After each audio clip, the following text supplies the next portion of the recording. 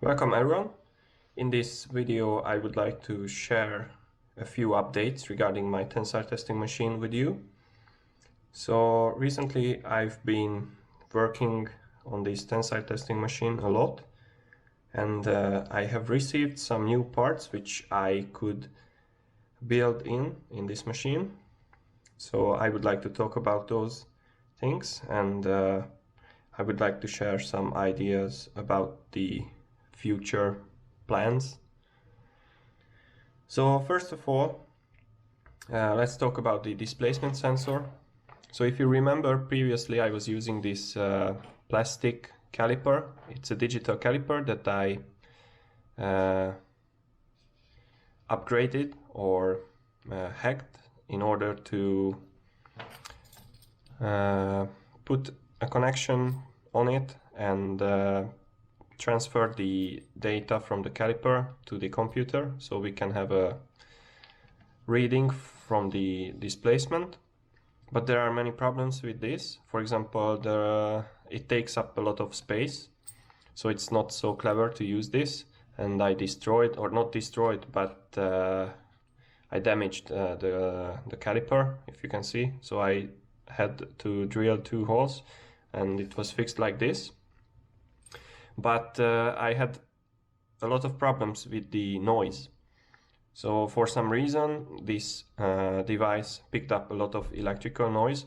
So when the motor was on and I connected the power supply to the motor, the stepper, there was a lot of noise picked up by this stuff, and the numbers were jumping between random values. So I could not use this together with this circuit.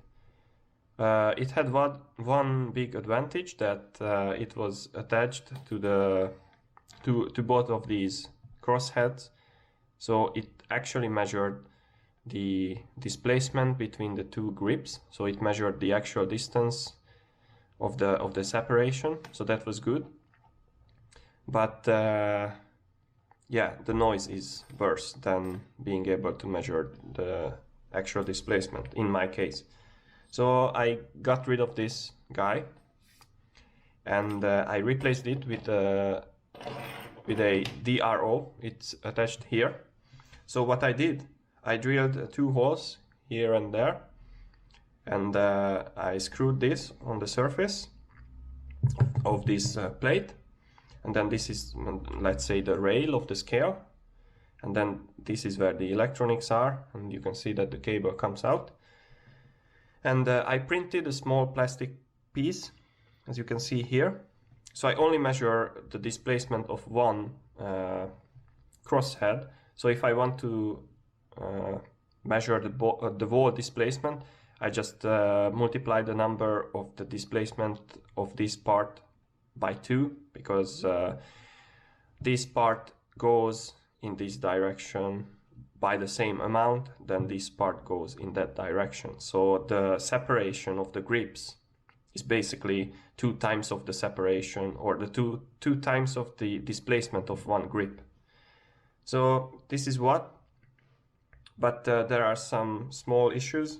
For example, this, let's call it car, or the part which contains the encoder, it's not so parallel, but since I'm just moving like 5 millimeters, it's more or less fine. So this is not parallel, that's one thing, and another disadvantage is that it's only attached to this part. So it only measures one displacement, but we suppose that this is ideal, so the displacement is same in both of the directions, and that's all. So now I have this DRO, and it provides very reasonable numbers, and I tested it yesterday, and I received very nice numbers. So I moved the crossheads by some random distance, and I measured the distance between the two crossheads by a caliper, and then I measure the data of this. I have another video where I explain how this works, so you should check it out. But basically this guy works as most of the regular encoders. So you have two square wave signals which are shifted relatively to each other. So you count basically those square waves, and by that you get the distance. And for this it works very easily because you know the resolution, which is 5 micrometers. So basically if you have one square wave, then you moved 5 micrometers. So in fact you just have to multiply the number of square waves by the resolution of this thing, and you get the displacement. But also we can calibrate it to this actual system, and it will work nicely. So this DRO is like one of my biggest recent upgrade. So I ditched this guy, and I just simply replaced it with this.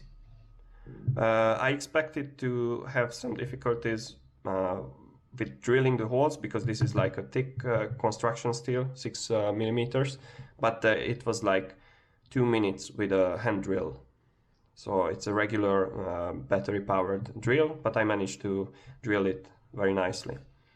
So yeah, first big upgrade is the displacement, the measurement of the displacement, and the other is that you can see it here, that now I have much better timing belts. So previously I had this pulley wheel and this very thin, this is like 6 millimeters, so not only thin, but it's also a narrow timing belt. And once I had a problem when I was trying to test a very strong material, then this just simply snapped.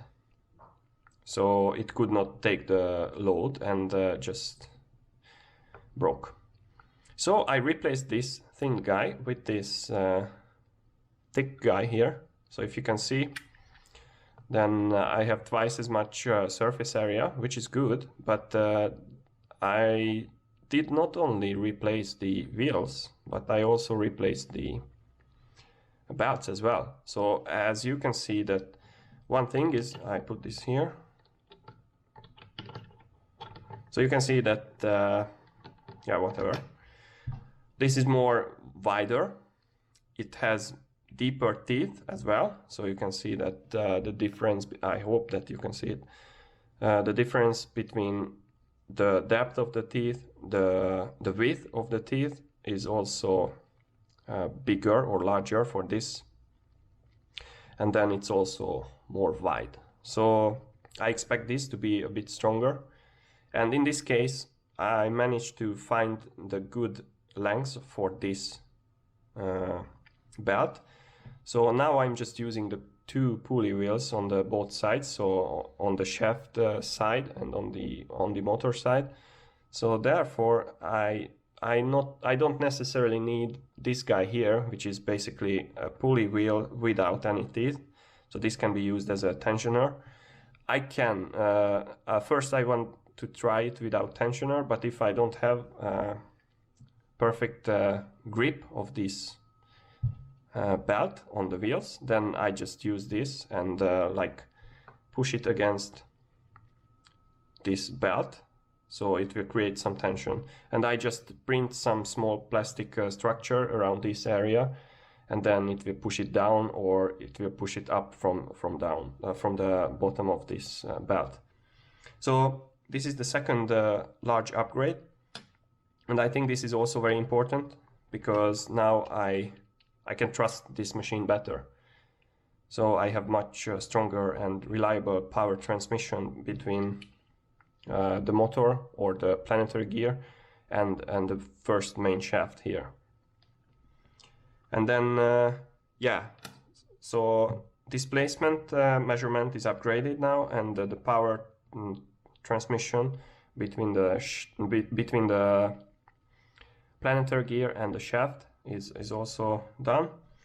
And if you can see, this is like one regular sample, and yesterday I just tested and you can see it's broken now. So it breaks very nicely. And my next plan is to get rid of these long cables. So I have to disassemble some stuff here and cut the cables to have some shorter cables, because this is like a huge mess. It has 1.5 meters long cable. This is the cable of the DRO. And also the load cell has like incredibly long cables. The motor is reliable. It's like 40 centimeters maybe in total, but this is fine. But the two other cables are too long, because the box will be just right next to this thing here. So far this is the two upgrades. So I will post some other videos about some new tests. So I will do some other tensile tests and make sure that the displacement measurement is proper and more or less precise.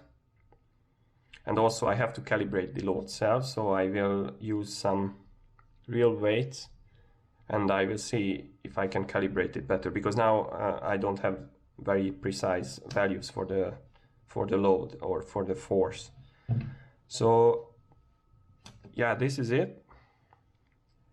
And in the next video I will show you some tensile tests, and I will do them, for example, on this kind of specimens that you can see here.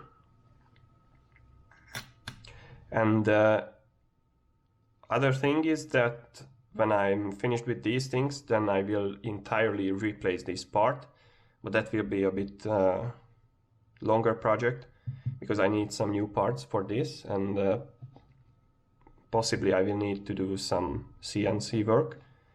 So yeah, but the next big step is to further reduce the size, and then I will cut these lead screws and replace the power transmission part here. So the worm wheels and worm gears will be replaced, or not replaced, but those will move a little bit. And then also I will try to replace the motor and place it parallel to this plate, to the lead screws. And yeah, that's all. So I hope it was useful, and then see you in the next video.